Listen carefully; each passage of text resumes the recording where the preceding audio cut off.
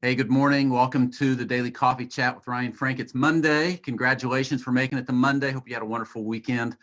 Looking forward to an awesome week. I'm joined today by Brandon Rushin, who's going to be with me. He's with me right now, but I'm going to bring him on in just a moment. Coffee Chat, thank you for being here. Those of you on Facebook, those of you on YouTube, those of you listening to this on the podcast, thank you for tuning in every day. We've had some great conversations. The Daily Coffee Chat started at the beginning of this pandemic, and we all thought this isn't going to last very long. And here we are, we're still doing this. Thank you so much for your love. Thank you for your support. Before we jump into our conversation, I want to remind you we're 2 weeks away from MegaCon 2020. If you aren't registered, there is a free option where you can take part in some of the training. Get signed up, please. Go to kidmennation.com. All happening starting 2 weeks from today. Brandon Rushin, good morning. Thanks for being with me, Brandon. Oh, thanks for having me, Ryan. I am excited and always blessed to be reached out by you. And we did this a month or two back, maybe, with our mutual friend, Uncle Charlie. Yes, that was good times. Love C. Diddy and all that he does and our connection. And it was great to reconnect with you. Yeah, a couple months ago, but it seems like a few days ago. And what is a day now? Honestly, that's crazy. So Brandon, tell us a little bit about yourself. For those that maybe they've never met you before or been acquainted with you, tell us about your family, about your ministry, and your day-to-day life. Yeah. All right. Well, I love life. And that's the biggest thing, Ryan, that I try to tell people is I feel like I have never met somebody who I can't connect with. And I like to be a friend to all. People constantly say, Brandon, do you have any enemies? And I say, hey, I try not to, because I believe we were here to, brought here and made to love. So I love people. I'm a Georgia boy. I've grown up all my life in Georgia. I'll be 50 next year in May, and lived all my life in Georgia, but have had the blessing and the opportunity to travel. Right now, I am currently on staff at Rising Church in Beaufort, Georgia. Okay. But what I also do is I am as we like to tell people, an intertangelist, where I travel the United States speaking and entertaining all types of audiences in churches, do a lot of corporate events, have a great family of my wife, Cindy, and we've been married 20 years, and we have 2 children. We have Mackenzie, who will be 18 next month, a senior at Beaufort High School, and Maverick, who is a junior at Beaufort High School, and he's 16. And we have a dog, Mistletoe, and we've enjoyed. What a good name. She's a Christmas dog, so we called her Mistletoe, and she fills the house with a whole lot of fun and a whole lot of energy. But we just, we're enjoying. We've embraced our extra family time that we had during this new season of pandemic life. But we're kind of getting out. Georgia is a little bit more open now, but there's still a lot of restrictions. I was just at Walmart yesterday and picking up a couple things for our staff retreat that we're taking off on tomorrow, and it was so different to just see the masses of people, but all wearing masks. But that's kind of where we are today. It is. So that's a little bit about me. I love it. And your website is Brandon. We'll put it in the show notes. Brandon Rushin, RUSHIN.com, right? That's right. Like you rush into a room. All right, Brandon, you've got some transitions going on at the church right now. Tell us about that. Yes. And okay. And so, Ryan, that was one thing, a little bit we were going to talk about, also being flexible. And the plan was to be at the church and to kind of show you a little bit about what's happening at our church with the renovations. And we just had a weekend of demolition and some renovation. But the internet is down. Something happened, and so we had to be flexible. So fortunately, I only live 5 minutes from the church, so I got my car and came home, and I'm, talking to you from home. But we have a few. We're blessed with our members and our family who is there, and we have a few individuals who own construction companies. So they came out with a few of their guys, and along with probably about 150 of our members. And on Friday and Saturday, we demoed walls, we took down lights, we Nice. We pulled stuff. We filled the dumpster, which we have another dumpster that's there today. That this afternoon we're going to fill our second dumpster. So we're just bringing our new church building to life because it hadn't been being used for several months through COVID with the former church that was there. And God brought us in at the right time, and we're going to bring that church to life. So it is transformed. So hopefully in the future, I'll be able to send you some pictures and show you all that's happening. Love it. One thing you're passionate about these days is the importance of staying flexible. Yes. And you've got to stay flexible. Talk to us about that. Yes. Ryan, when this all came about back in March, I was busy going, man. My schedule was full. We were preparing for the summer and everything that was going to mean. And during the summer, I especially spend more time on the road than I do at home. And I know that fact firsthand as well. And we were looking forward to all that. And then this hit, and slowly life changed. But I had been very blessed that when I started out very young, I was a soccer player and an athlete. And flexibility and being stretched was always very important. So we always wanted to really feel like we were stretched, but not broken, not injured. And so I always believed that flexibility was something that we need and that I was going to embrace. And through life, God has truly shown flexible, because all the time we usually come up with a plan, and it's my plan, it's our plan, it's what we think is going to happen.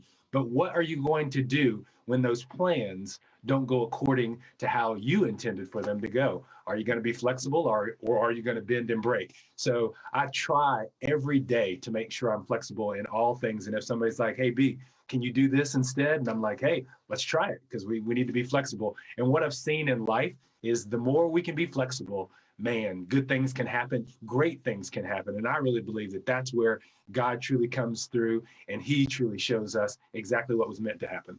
Yeah. Are you flexible just by nature, or is it something you've had to work on in your life?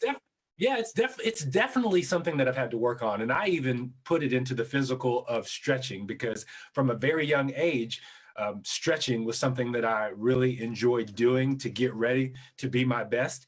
And what I've seen is that, yes, each and every day, if we stretch ourselves, not only physically stretching, but if we look to be flexible, we can do more. So yeah, I've had to work at it, and now I feel like I'm good. But here's the side. We feel like we're really good at it, and boom, COVID comes in. Now, how flexible truly are you? So it is every day. It's a new work. Yeah. So how are things at your church these days? How are you guys? Are you meeting back? Are you having in-person services? It's still online? What's it looking like? Yes, Ryan, we are still online. Our plans are to meet in person October the 18th. And so that's what we're really getting ready for. Our sanctuary today, it has started to be painted. We have a painting company that's in, and that process is happening. But the plans are that October the 18th, we'll be meeting smaller, social distancing, and we're going to have 2 services so that we can get everybody in and allow everybody. But we're still going to be online, which that's something that I produce and help to host our online services that we have. And so we're going to continue the online services, because we also feel that that's something where we have to be flexible. Everybody's not comfortable still going out and, being in front of people. Some people aren't comfortable wearing a mask. So we're giving people options. So you can either come in person, or you can still continue to meet with us online. But we want everybody to feel that they're a part. Yeah. Good deal. So Brandon, what's your involvement at the church? What are you doing there these days? So I am now the creative director for Rising Church. And what that basically means is we are trying to make sure that we continue to take people to a deeper, more vibrant relationship with Jesus.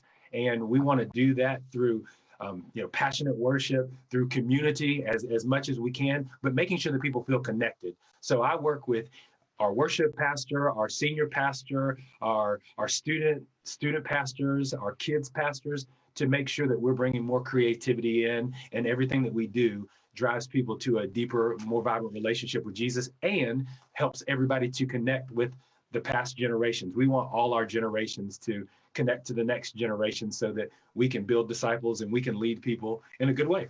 Yeah. How are you as a church finding, and I'm sure you flexed along the way, but how are you finding what's are some of the most effective things you've done in these recent days to keep the church connected, make people feel like they're still a part? What's working right now for you guys? Well, see, up until about a month and a half ago, we didn't even have a building. For the past 8 years, Ryan, we have been a mobile church, and we met at North Gwinnett High School, which was great because we didn't want to have any debt. We wanted our church to be debt-free. And about 2 years ago, our pastor, God spoke to him and said, basically an audible knock that he heard in his sleep, and he shot up out of bed and was like, I heard a knock. And his wife was like, you're crazy, you didn't hear a knock. But what he realizes was God was saying, hey, I need you to knock and the door will be opened. Oh. And so we began asking, we began seeking, we began knocking, and God, about 4 months ago during COVID, brought this building to our front of our eyes. And so we continued that process. And through this basic season of COVID, what we've been doing more Zooms. We've had a game night, which we call Monday Mania, which would bring our church together, and we would have a fun game night, which I usually host that each week. We did a few, our pastor did virtual prayer meetings, which he would be the one to go out to places and show us things.